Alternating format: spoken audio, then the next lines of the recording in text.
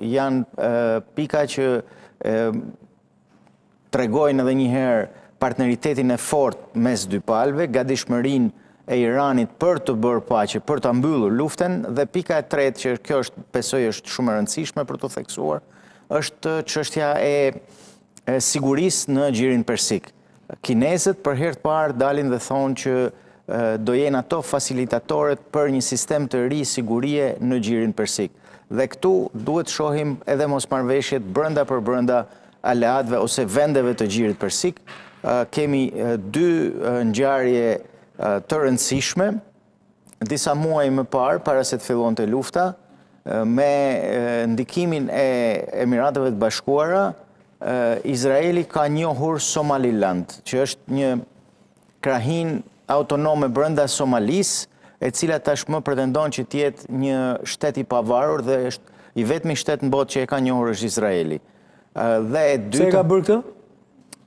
Për t'ju kundërvënë dy aktorëve të tjerë shumë të rëndësishëm, ose tre aktorëve më mirë të them, shumë të rëndësishëm në rajon, Turqisë, e cila ka marrë një bazë detare në detin e Kuq pra nga Somalia, Arabisë Saudite, e cila ka dalje direkt në detin e Kuq, dhe Iranit, e cili ka proksit e saj në Yemen. Dhe pjesa tjetër që është shumë e rëndësishme, para javës që shkoi, Emiratet e Bashkuara kanë dalë përfundimisht nga OPEC-u. OPEC-u është organizata e vendeve prodhuese më të mëdha të naftës në botë. Duke shkaktuar një përçarje të madhe ku kryesisht ka një përplasje diplomatike shumë të madhe me Arabinë Saudite si një aktor tjetër shumë i fuqishëm rajonal. Dhe kjo ka bërë që të ketë disa edhe mosmarrveshje, por edhe dëshira nga vetë aktorët, vetë vendet e Gjirit Persik, për të rishikuar situatën e tyre të sigurisë. Ato kanë paguar dhe kanë qenë aleat të fortë të Shtetet e Bashkuara, por ato shikuan gjatë kësaj lufte që ishte një situatë rrezikshme për ato, sepse ato pësuan dëme shumë të mëdha.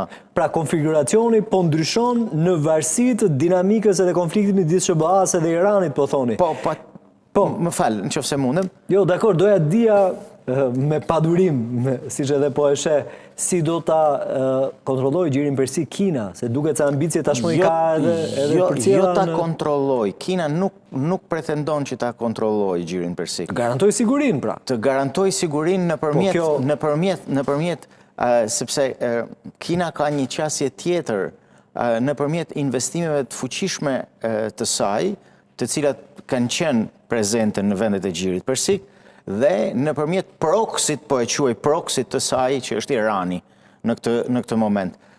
Ne e shohim, e kemi parë gjatë gjithë kohës që kinezët kanë qenë të tërhequr në pamje të parë, por kanë qenë shumë aktiv në poshtë në situatën e luftës, pra nga 28 shkurti deri më sot, dhe kjo i ka dhënë atyre një mundësi për të vazhduar diplomacinë e tyre ekonomiko-financiare dhe për të luajtur edhe çështjet e sigurisë.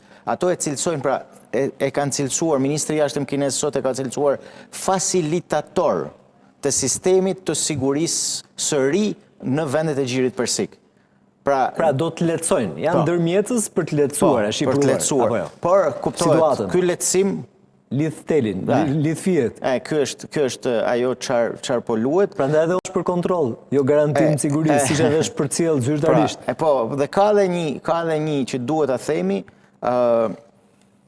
Irani me diplomacinë e tij dhe me lëvizjet e tij ka bërë të mundur që të arrijë ta shmang për momentin presionin e madh amerikan dhe botror, duhet të themi, për lidhur me çështjet e pasurimit të uraniumit. Ka fokusin vetëm tek ngushtica. Te ngushtica e Hormuzit.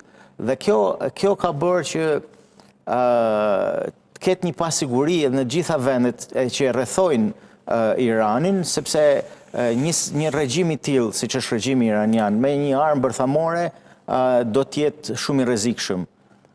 Qartë. Ndërkohë, informacionet flasin për minimumin e trafikut gjatë tyre 48 orëve në Mosgaboj në ngushticën e Hormuzit. Ka një plan Irani apo çfarë ka ndodhur? Jo, një ditë mbrapa asaj që presidenti Trump deklaroi të hënën që do ndodhte, pra që anijet ushtarake amerikane do shoqëronin anijet tregtare që kalojnë në ngushticën e Hormuzit, ai e ka kthyer këtë vendim.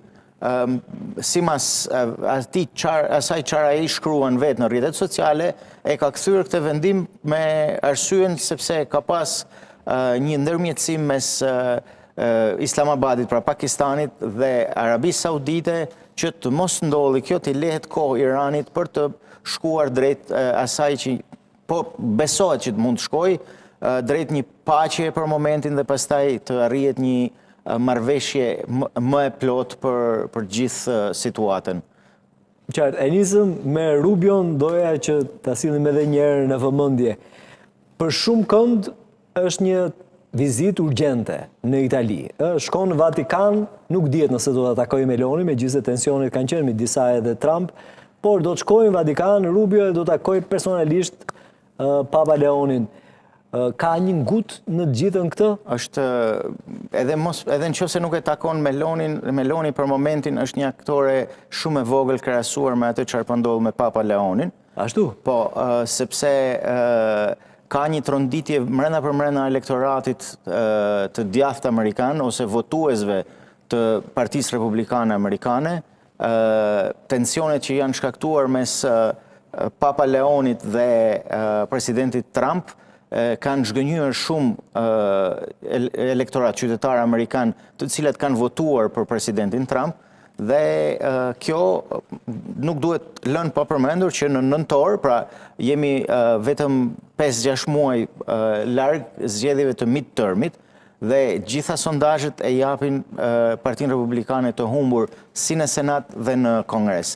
Dhe kjo do ishte një katastrofë e madhe për Partinë Republikane, por edhe për presidentin Trump, i cili në 2 vitet e fundit, pra të presidencës së tij, nëse ndodh ky skenar, do ta kishte pamundur të qeveriste. Qartë. A ka kaluar afati 6 ditor ku Senati duhet vendos nëse do vijohet apo jo, apo ende? Po, shiko, në fakt është mbyllur me datën 1 maj, është mbyllur afati, por siç jemi ndjeni, ka pasur një armpushim dhe Pete Hegseth, sekretari i luftës, në një konferencë për shtypit e tha që ne nuk jemi në luftë, kështu që nuk kemi kaluar 60 ditë.